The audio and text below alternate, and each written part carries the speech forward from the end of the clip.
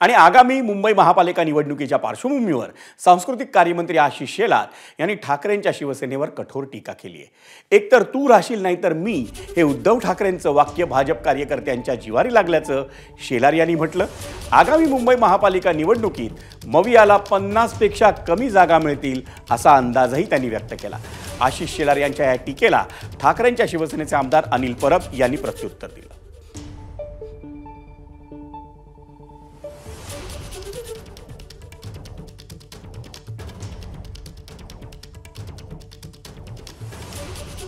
आम्ही निवडणूक महायुतीत लढू, महायुती म्हणून आम्ही निवडणूक जिंकणार हे आमचा त्या ठिकाणी संपूर्ण विश्वास आमचा आहे। 50 सुद्धा जास्ती जागा मी म्हणतोय, हे त्या ठिकाणी महाविकास आघाडीला 50 जागा मिळतील। उद्धवजी म्हणाले, देवेंद्र एक तर तू राहशील किंवा मी राहील, या स्तरावरचं राजकारण त्यांनी केलं। जनतेने दाखवलं देवेंद्रजींनी भाजप कुठे राहिले आणि उद्धवजींनी उभाटा सेना कुठे राहिली, पण ते वाक्य आमच्या भाजपच्या कार्यकर्त्यांच्या जिवारी लागलंय।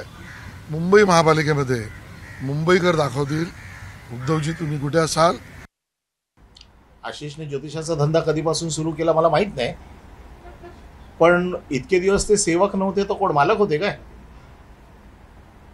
लोकप्रतिनिधी हा कायमचा सेवक असतो। तो नगरसेवक म्हणून पण निवडून येतो त्यावेळेला तो सेवकच असतो, आमदार म्हणून पण निवडून येतो तेव्हा तो सेवकच असतो, तो मालक नसतो। यांच्या डोक्यात मालकाची संकल्पना आहे आणि आमचे 50 येतील महाविकास आघाडीचे का 60 येतील का 150 येतील हे लोक ठरवतील ना।